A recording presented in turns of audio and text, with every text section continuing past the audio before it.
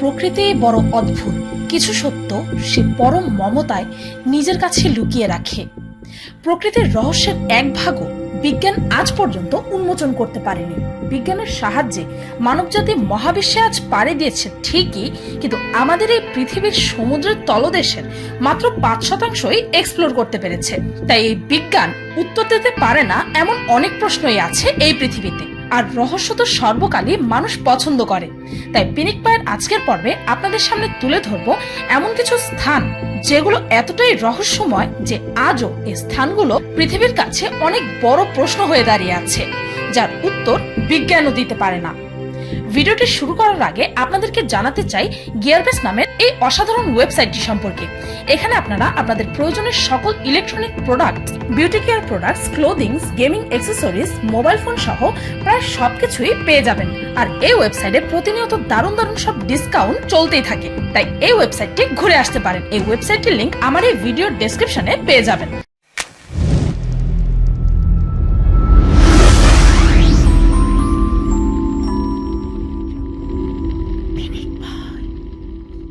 Never ending lightning storm. ভেনেজুয়েলার পশ্চিম প্রান্তে ক্যাটাটুম্বো নদীর ওপরের আকাশে এমন এক ঝড় উঠেছে যা কিনা থামার নামই নিচ্ছে না। প্রতিদিন রাত 7টায় এই ঝড় শুরু হয় আর প্রায় 10 ঘন্টা ধরে প্রতি রাতেই এই বজ্রপাত চলতেই থাকে। আর এই অদ্ভুত ঘটনার পেছনের কারণটা কারোই জানা নেই। তবে সাম্প্রতিক একটি গবেষণার রেজাল্ট স্বরূপ ধারণা করা হচ্ছে যে এর কারণ হতে পারে নদীর তলদেশে থাকা ইউরেনিয়াম, কিন্তু এটি কোনো উপযুক্ত ব্যাখ্যা বলে বেশিরভাগ মানুষই মানে না। এই বজ্রপাত 2010 সালে রহস্যময়ভাবে হঠাৎই একদিন বন্ধ হয়ে যায় আর টানা 6 সপ্তাহ বজ্রপাত হয়নি। কেন এটা বন্ধ হয়ে গেল হঠাৎ করে তার কারণও কেউই বলতে পারেনি। তারপর 6 সপ্তাহ পর অলৌকিকভাবে সেই বজ্রপাত আবারও পুরো দমে শুরু হয়ে যায় আর আজ পর্যন্ত থামার নাম নেয়নি। Crooked forest, Poland. প্রকৃতি বড়ই রহস্যময়। এর রহস্যের বেশিরভাগই মানবজাতির পক্ষে আজও উন্মোচন করা সম্ভব হয়নি।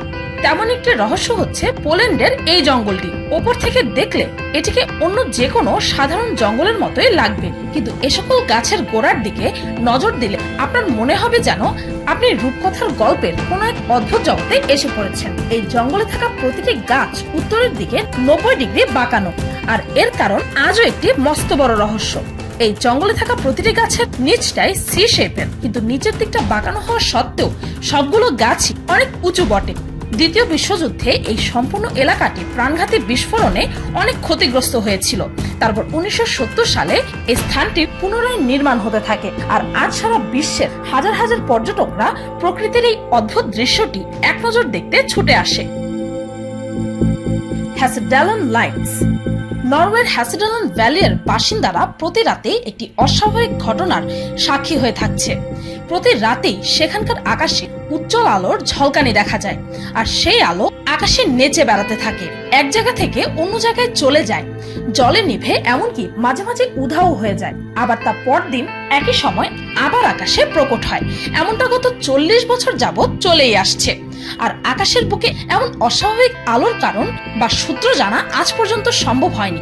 বিজ্ঞানীরা অনেক বছর ধরে এ নিয়ে অনেক গবেষণা চালিয়ে যাচ্ছে, কিন্তু কোনো ব্যাখ্যাই তেমন যুক্তিযুক্ত প্রমাণিত হয়নি।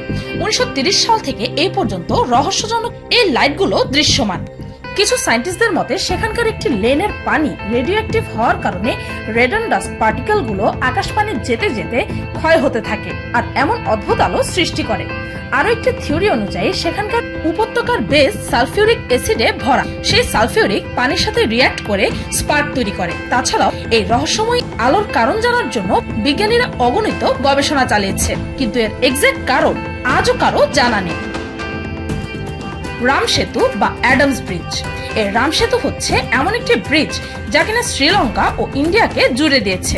সায়েন্টিস্টদের মতে এই ব্রিজ প্রাকৃতিকভাবে লাইমস্টোন দ্বারা নির্মিত, যদিও হিন্দু পুরাণ অনুযায়ী এই সেতুটি রাম ও তার বানর সেনার দ্বারা নির্মিত। সীতাহরণের পর তাকে ফিরিয়ে আনার জন্য রাম ও তার বানর সেনা শ্রীলঙ্কা যাওয়ার জন্য এই সেতুটির নির্মাণ করেছিল, এমনটা হিন্দু ধর্মগ্রন্থে লেখা আছে। রহস্যজনকভাবে 5000 BCE-তে সমুদ্রের পানির উচ্চতা বাড়ার কারণে সেতুটি পানির নিচে তলিয়ে যায়। আর কিছু ইতিহাসবিদদের মতে 15 শতকের দিকেও এই ব্রিজ দিয়ে হাঁটাও সম্ভব ছিল। আর এই সেতুটি নির্মাণ করা হয়েছিল এমন কিছু অদ্ভুত পাথর দিয়ে, যে পাথর আজও সেখানে ছড়িয়ে ছিটিয়ে আছে, তাও আবার ভাসমান অবস্থায়।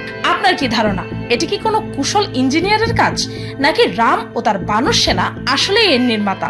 আপনার কি মনে হয়? আপনার উত্তরটি কমেন্টে জানাতে পারেন। আর এই রহস্যময়ী পাথরগুলোর ব্যাখ্যা আজ পর্যন্ত কেউই দিতে পারেনি। সমুদ্রের দুভাগ। ইন্ডিয়ার কেরালা এবছর খুব বড় ধরনের এক বিপর্যয়ের সম্মুখীন হয়। এবছর ভারী মাত্রায় বৃষ্টিপাত হওয়ার কারণে শহরটি প্রায় পানির নিচে তলিয়ে গিয়েছিল। আর এর কারণে হাজারো মানুষ ঘরছাড়া হয়, আবার অনেকেই প্রাণও হারায়। আর এই ভয়াবহ বিপর্যয়ের পর সেখানে এমন কিছু ঘটে যা কিনা সবাইকে চমকে দিয়েছিল। সেখানকার সমুদ্রের মাঝামাঝি স্থানে সমুদ্রকে দুভাগ করে একটি দ্বীপের মতো জায়গা সমুদ্রের মাঝখান দিয়ে ভেসে উঠেছে। প্রায় অর্ধেক কিলোমিটার লম্বা এই স্থলভাগটি সত্যিকার অর্থে সমুদ্রকে দুভাগ করে দিয়েছে। কিন্তু আপনি কি ভাবতে পারছেন যে কিভাবে একটি সমুদ্রকে দুভাগ করে ফেলা সম্ভব হলো? এটি আজ পর্যন্ত একটি মস্ত বড় রহস্য, যার উন্মোচন করা কারো পক্ষে সম্ভব হয়নি। তো এই ছিল পৃথিবীর এমন কিছু রহস্যময় স্থান যার রহস্য উন্মোচন করা বিজ্ঞানের পক্ষে আজ পর্যন্ত সম্ভব হয়নি। ভিডিওটি এই পর্যন্ত।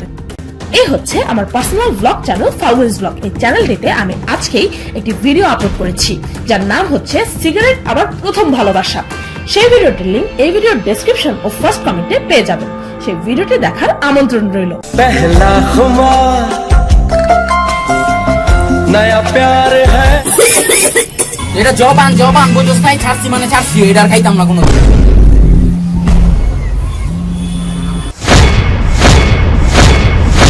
জীবনটা সিগারেটের ছাই। মাঝে মাঝে মনে হয় কি জানো, কি কি রেখে আছে নেই হালাই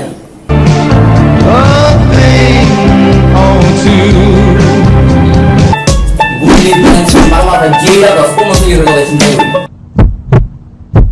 এইবার সিগারেটটা খাইটা দিতে বলবো।